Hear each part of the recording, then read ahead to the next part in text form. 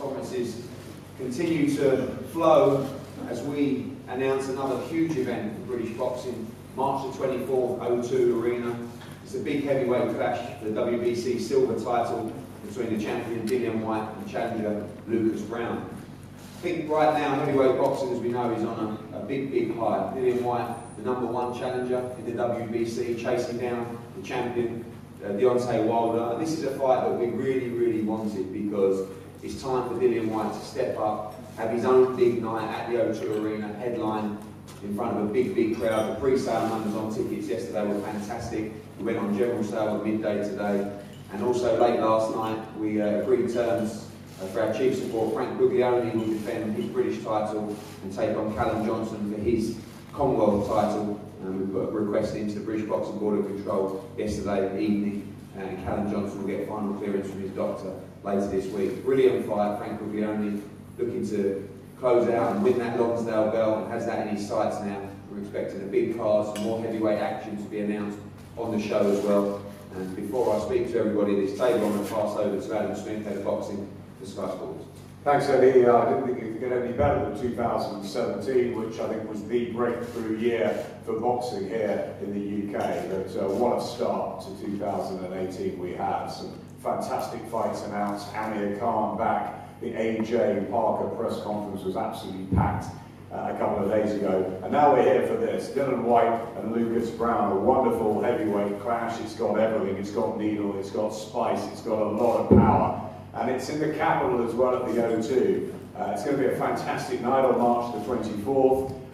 It's a fantastic time for heavyweight boxing, isn't it? You know, you've got David Haye and Tony Bellew, Deontay Wilder over in the States, March the 3rd. It's fantastic to be a big guy, and I think it's a real opportunity both for Dillian after his win in front of 80,000 against Robert Helenius, and also for Lucas as well to prove a point, and that point will be proved on March the 24th. We're looking forward to having them back at the Sky headquarters a little later on today as well to do some promotional work, and we'll be giving it the big build-up, because this is a big fight.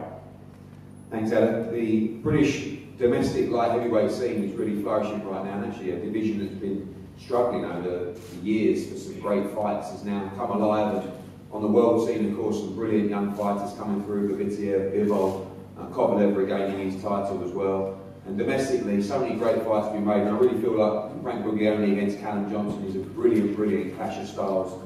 Frank Buglioni is never ever in a disappointing fight, working hard with his trainer John Charles. Frank, a date for you after being on the road down in Cardiff. Great to be on a big show, but great to have your fans back in London as well. Yeah, it's lovely to be back in London. First fight of the year, no cuts and injuries, so I can get my momentum going. And yeah, I expect to do a good number on Callum Johnson.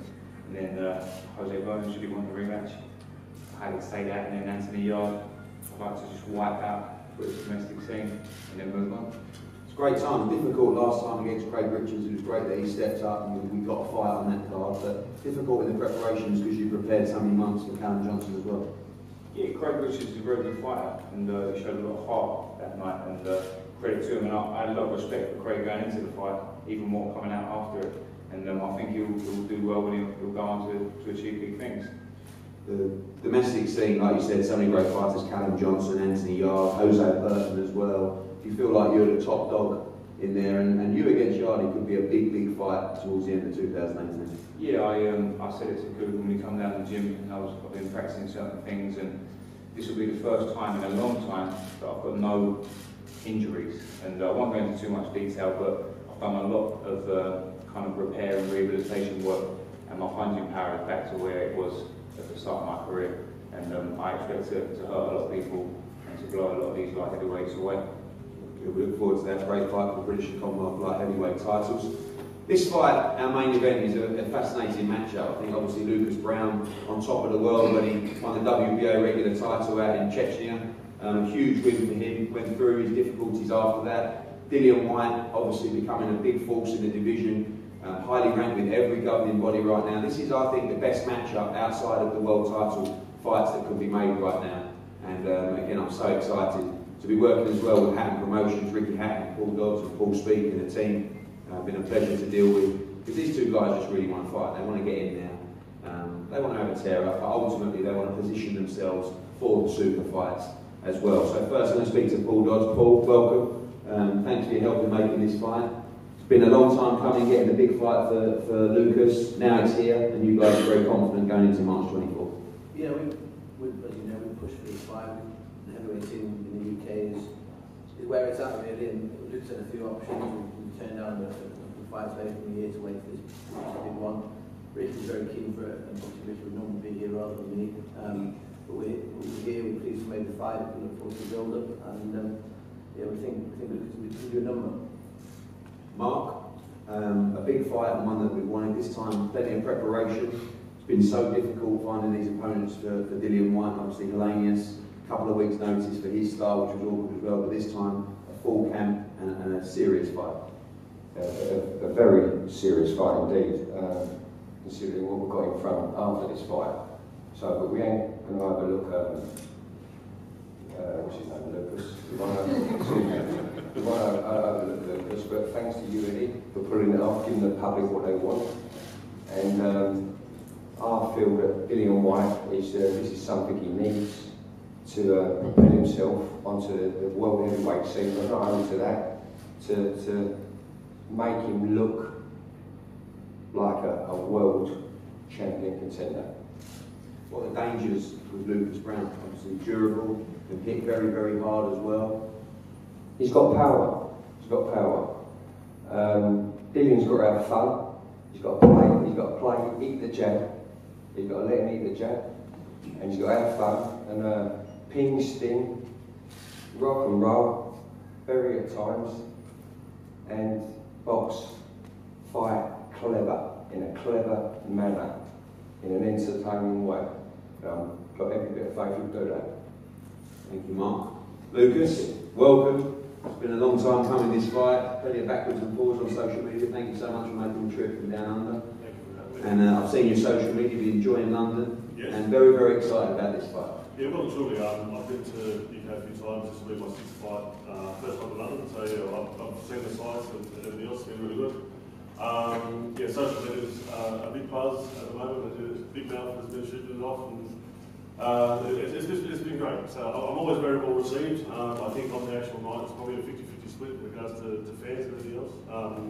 Constantly, every single day, I get messages, and it starts with, I'm from the UK, but I want you to match doing what sort of thing. So I get that all day, and I would love nothing more than to be that person to do it. Obviously, you've had your ups and downs over the last year or so, but away from the animosity in this fight, a very important fight for you, and a very important fight in the global heavyweight division. 100%, yeah. As everyone said, it's definitely in UK at the moment. That's where the heavyweight action is, or fight action in general, but definitely the heavyweight action. For me, it will put me into a spot where I sort of feel I should be or should be back to, sort of thing. Yeah, he's got all the rankings, he's got the belt and everything else. Not to mention it's just going to be a great fight that I think the fans will see. So, from my point of view, I think it's something that I perfectly want. I think it's sensational for me to be in this fight, and I think it's probably a bad decision on his point.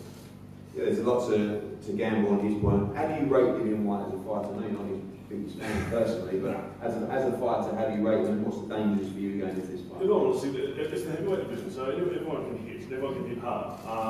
It's the fact of what I do in a fight that will make the difference, and vice versa. It's what he will do in the fight that's going to get away from my power and things like that. So I think it's going to be an extremely competitive fight. I've always got the power. I could go 11 rounds and lose 11 rounds, but still not give it to 12. No. So from that point of view, I'm dangerous to anyone on the planet. So it's just, it is what it is. It's going to be a great fight. I generally think it's not something that we're making up. I think we generally just don't like each other, which is good.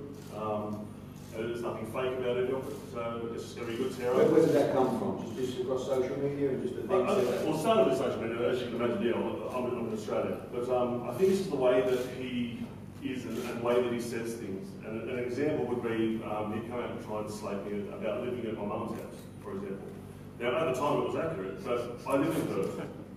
I was training in Sydney in a training camp, so yes, I was living at my mum's house. You know what I mean? Like, but he made it out as if the actual words were, oh, he's a pizza driver, he's got no money, so he's living at my mum's house. You know what I mean? Now, if that's what he likes to do, he likes to be a 13-year-old child, that's it. I'm 38 now, I don't take all this bullshit. You know, I come to fight, I do my talking in the ring. If he wants to be a pork chop on social media, that's his problem. That's completely fine.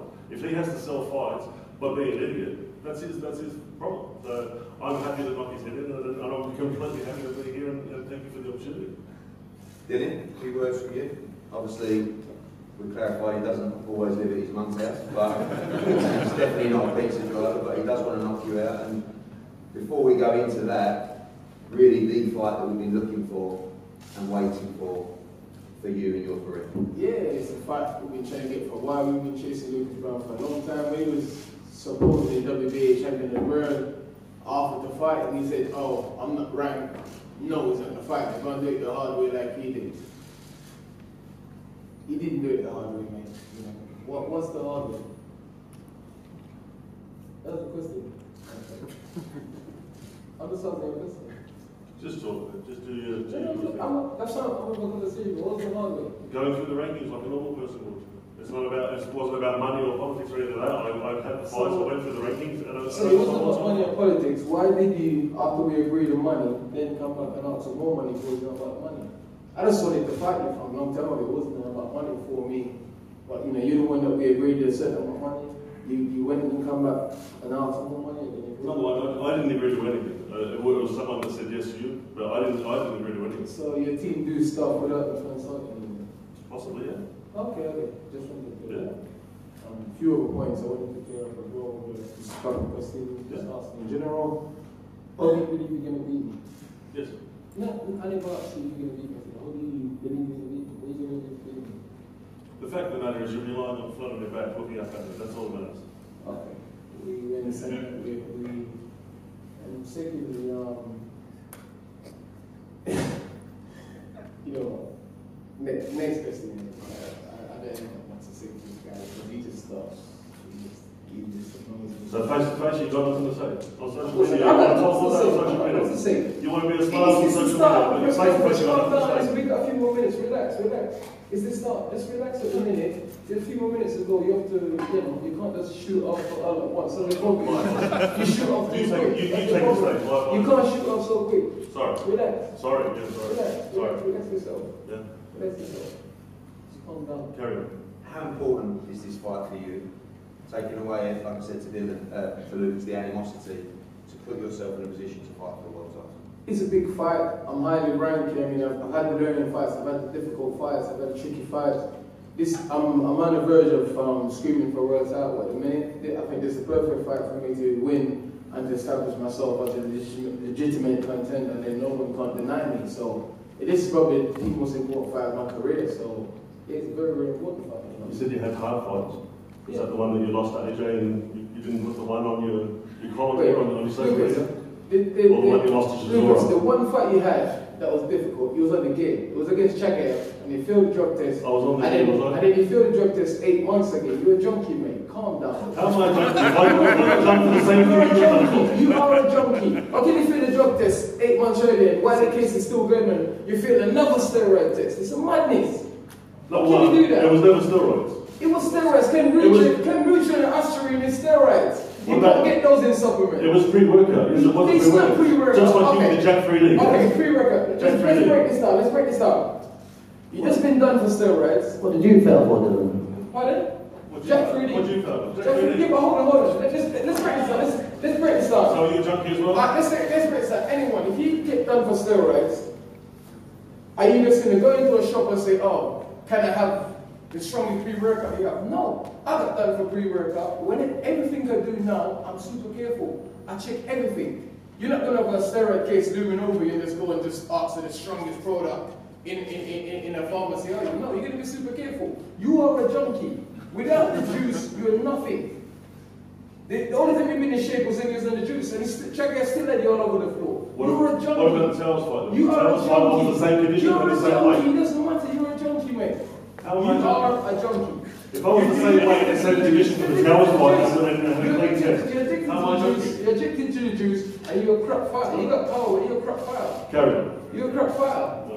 You're a crap fighter. I thought you were Chagayev bash you over the floor and you was on the gate. Come on, dude. You gotta come on, dude. Listen, let's be serious about this. I'm happy you come here to fight. You're a strong, you're a big, strong guy. You yourself say you're a bullying reinforcer.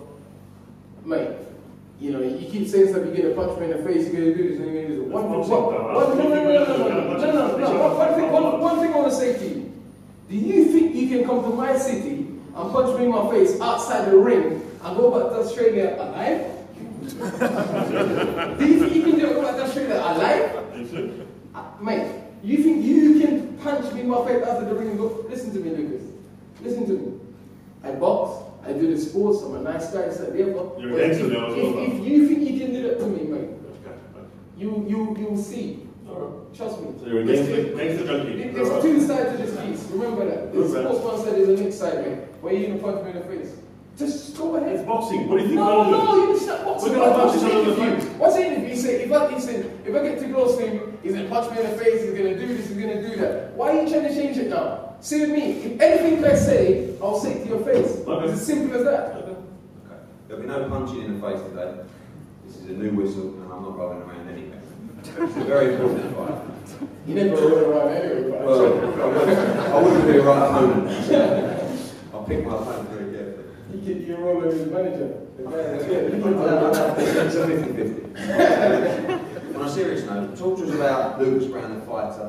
Talk to us about the dislikes. You've seen everybody you fight, you seem to have the same kind of attitude towards as well. Is that just Lucas Browne happens to be the opponent, so this is the way you behave? What is that? Not really.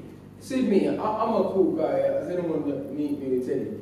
I'm cool. I respect everyone and treat everyone with respect. Lucas Browne is very arrogant and very ignorant. Even when Joseph Parker tried to fight him when he was champion, he goes, fuck off, go and do it yourself and do it the hard way. He's very arrogant and very ignorant. He's calling me, you know, he opened a statement as loudmouth dickhead over there. That's how he opened a statement. He's very arrogant, very disrespectful. And I hate Lucas Browne. Main reason I hate Lucas Browne is he called me an orangutan. I don't care.